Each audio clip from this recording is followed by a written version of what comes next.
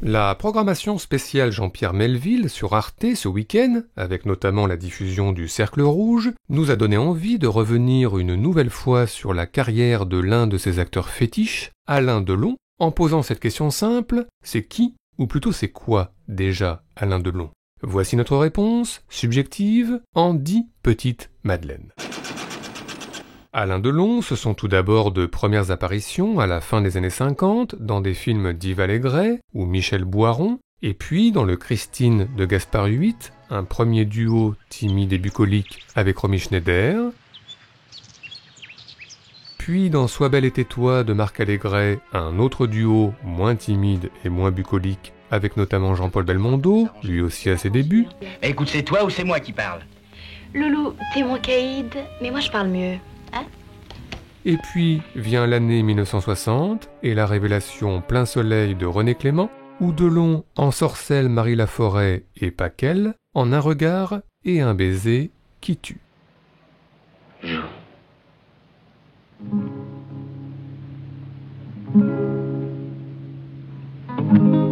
Pour moi.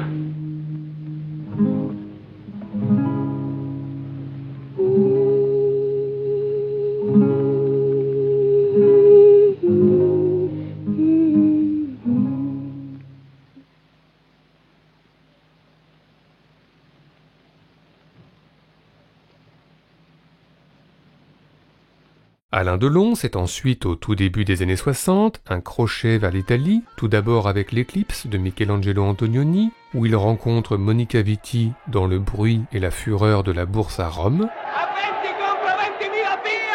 avant le flirt plus silencieux dans le quartier de l'Eure, puis les premiers baisers, qu'ils soient entravés ou non,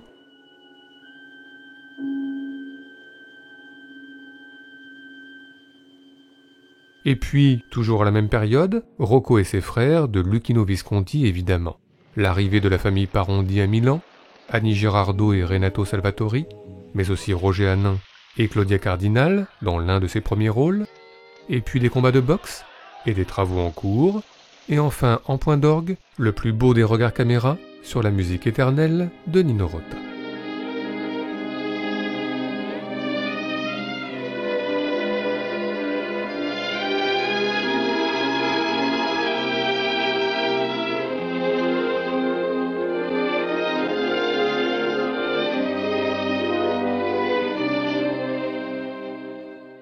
Alain Delon, c'est ensuite, toujours au début des années 60, un nouveau René Clément aux côtés de Jane Fonda et un Alain Cavalier autour de la guerre d'Algérie, et puis deux grands rôles populaires, coup sur coup, dans La Tulipe Noire de Christian Jacques, en Vengeur masqué, facile à l'épée,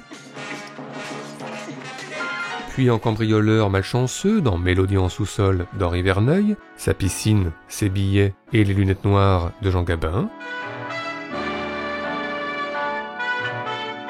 Mais le grand film d'Alain Delon, à cette période, reste évidemment Le Guépard de Luchino Visconti, la révolution garibaldienne au dehors, et les fastes d'un bal somptueux à l'intérieur, avec Burt Lancaster en aristocrate qui se meurt, mais aussi Serge Reggiani et Pierre Clémenti, à gauche, et enfin le plus beau des chassés-croisés amoureux, entre Alain Delon et Claudia Cardinal, dans le plus beau des décors, sur la plus belle des musiques, signée Nino Rota, encore et toujours.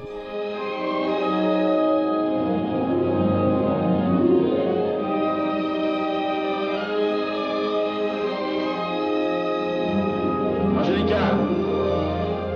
Tu viens? Angélica! Angélica!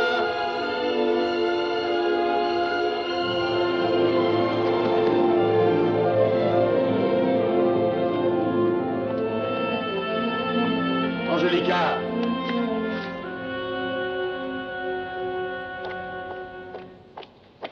Alain Delon, c'est ensuite au milieu des années 60, un Julien Duvivier et une participation au Paris brûle-t-il de René Clément dans le rôle de Jacques Chaban-Delmas, et puis dans le même temps, une carrière qui s'internationalise, tout d'abord avec Les Tueurs de San Francisco de Ralph Nelson, en ex-truand plutôt méfiant, aux côtés d'Anne Margaret et sur la musique de Lalo Schifrin.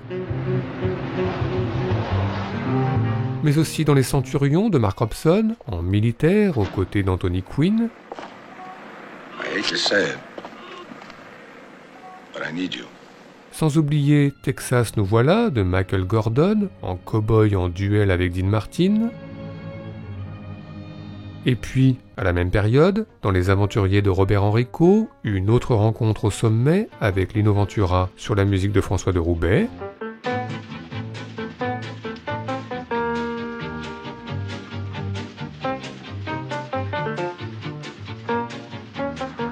Et enfin, en 1967, la rencontre décisive avec Jean-Pierre Melville pour Le Samouraï, où Delon est l'iconique Jeff Costello, tueur à gages peu bavard, très peu bavard, et qui laisse donc parler à sa place un ménate, une arme à feu, et la musique de François de Roubaix, encore lui.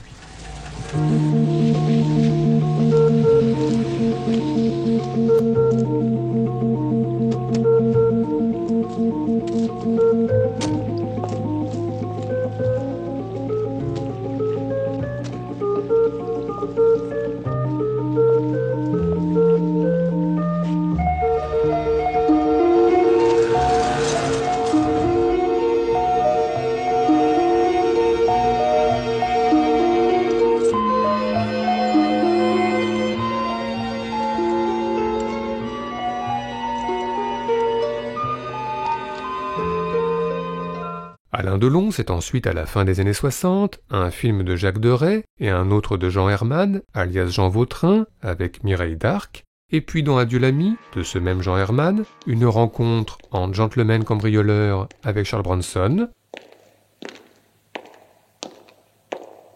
et puis dans Les Histoires extraordinaires d'après Edgar Poe, le segment William Wilson signé Louis Malle, où Delon croise une Brigitte Bardot joueuse et plutôt sarcastique. C'est lui, Wilson ? Méfie-toi, Tonine. Ce cher Wilson n'est sûrement pas l'amant dont tu rêves. Ce sont les hommes qui ont fait sa réputation. Pas nous. Vient ensuite l'insolite The Girl on a Motorcycle, la motocyclette en français, avec son générique très Lost Highway. Une Marianne Faithfull à moto, toute de cuir vêtu. Une tenue qui ne laisse pas insensible un Alain Delon plutôt tactile. Et puis en 1968 vient le classique des classiques, La piscine de Jacques Deray, avec des retrouvailles solaires avec Romy Schneider. Puis plus sombre une fois la nuit venue. Sans oublier une fameuse serviette verte au moment de recevoir Jane Birkin et Maurice Renet. Beau. Et enfin des relations sentimentales qui se complexifient d'un côté comme de l'autre.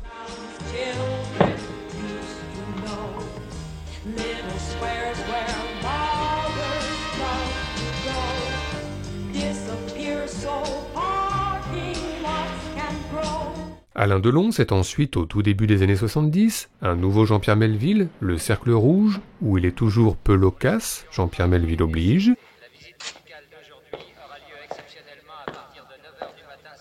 Et puis dans la foulée, un nouveau Jacques Deray, Borsalino, pour un face-à-face plutôt tendu avec Jean-Paul Belmondo.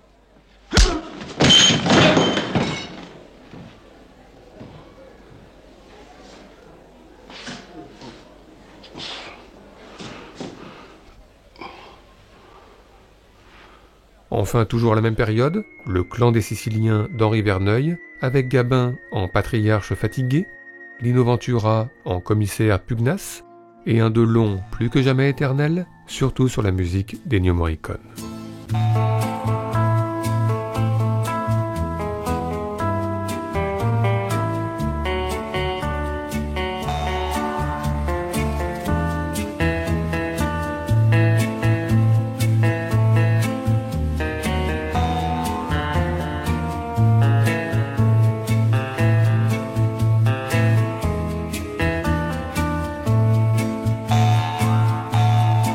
Alain Delon, c'est ensuite, dans la première partie des années 70, un film de Joseph Losey et un autre de Duccio Tessari, et puis un Alain Gessua aux côtés d'Annie Girardot, et un José Giovanni aux côtés de Jean Gabin encore une fois, Et puis toujours à la même période, quelques fameux face-à-face, par exemple avec Simone Signoret dans La Veuve Coudert.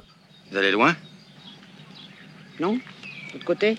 Avec Toshiro Mifune, qu'il dépouille dans Soleil Rouge. Avec Burt Lancaster, qu'il menace dans Scorpio. You'll have to look me in the eye when you kill me, Jean. That won't bother me. Sans oublier Catherine Deneuve et Richard Crenna, en silence, Jean-Pierre Melville oblige, dans Un flic.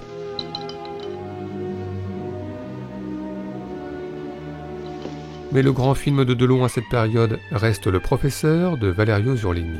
Un prof en dépression qui ne quitte pas son manteau beige, ni en cours, ni au poker, ni en boîte de nuit.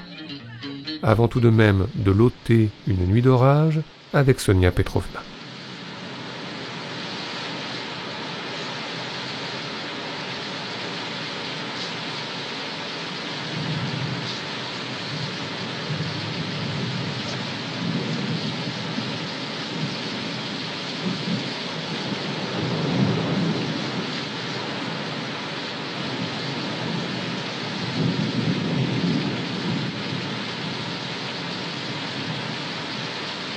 Alain Delon, c'est ensuite, dans la deuxième partie des années 70, un nouveau Jacques Deray, un nouveau José Giovanni, et puis deux Georges Lautner, mais aussi un film catastrophe où il copilote le Concorde aux côtés de George Kennedy, et en anglais s'il vous plaît.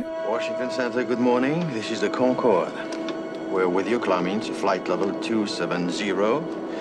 We will accelerate and climb 30 miles east of Sea Isle to 590. Et puis une version de Zorro, signée Duccio Tessari, encore lui, avec pour sa première apparition un guépard très référencé. Puis quelques instants plus tard, une apparition attendue en Zorro. I want to show you what justice is. Mais enfin, les années 70 de Delon sont surtout marquées par Monsieur Klein de Joseph Losey, qui le propulse dans un récit kafkaïen en pleine occupation. Votre journal. Vous avez dû le laisser tomber. Non.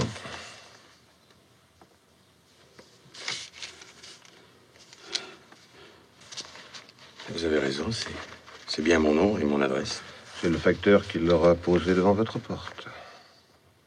Alain Delon, c'est ensuite, au début des années 80, une série de polars virils, dont le parangon pourrait être Pour la peau d'un flic, qu'il réalise lui-même, et où il se révèle un pro de la gâchette, où il séduit Anne Parillo, et où il croise Brigitte Lahaie, en passant. Vous entendrez une sonnerie vers 15h. Revenez à la réception, et là vous verrez le docteur Malvoux.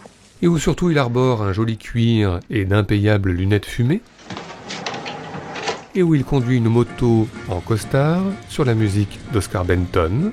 Red one, we wonder. You're such a success. Mais les années 80 de Delon sont aussi marquées par de nombreux grands écarts. D'un côté, la complexité de notre histoire de Bertrand Blier et ses multitudes de récits imbriqués. Je voudrais connaître la suite de l'histoire. Y a pas de suite. Je vous ai laissé le mot fin dans une poignée de Kleenex. Et de l'autre côté, la simplicité du passage de René Mansour, l'enfant, la mort, le grand ordinateur et la musique de Francis Lalanne. Promets-moi, si tu me survis, d'être plus fort que jamais. D'un côté, Dancing Machine de Gilles Béat, avec une danse de Patrick Dupont culte, et un aphorisme de Delon culte aussi. Tu sais, c'est pas toujours facile de se faire aimer. Et de l'autre côté, Nouvelle Vague de Jean-Luc Godard, avec une réplique culte encore. Mon ami, avancez donc, qu'est-ce que vous faites là? Je fais pitié. Et des jeux de main cultes toujours. Quelle merveille que de pouvoir donner ce qu'on n'a pas. Miracle de nos mains vides. Dolce miracolo. Alain Delon, ce sont enfin des années 90 et 2000 par la force des choses moins fastes, avec quelques Jacques Deray, mais aussi Une chance sur deux de Patrice Lecomte, avec Sous les yeux de Vanessa Paradis, des retrouvailles tardives avec Jean-Paul Belmondo. On se connaît. Ça m'étonnerait. Sans oublier le très très insolite Jour et la nuit de Bernard-Henri Lévy, qui mériterait bien un jour un blow-up à lui tout seul. Quoi tu penses? Je pense à une jeune fille qui vient tout juste d'avoir 20 ans et qui a décroché son premier rôle au théâtre. Et alors? Sinon, Alain Delon a aussi été à cette période l'une des marionnettes phares des Guignols de l'info. Tout a été écrit sur Alain Delon, dans 2 ouvrages majeurs, la Bible et le Kama Sutra. Une image de star mégalo que Delon a d'ailleurs ensuite savamment entretenue, en surjouant son propre rôle dans Les 101 nuits d'Agnès Varda. Bonjour. J'ai appris que Monsieur Cinéma était souffrant. Alors je suis venu lui présenter mes hommages. En jouant son propre rôle aussi dans Les acteurs de Bertrand Blier. Moi j'ai connu Gabin, et puis Lino aussi. J'ai tourné avec eux. Et enfin en jouant son propre rôle, ou presque, dans Astérix aux Jeux Olympiques.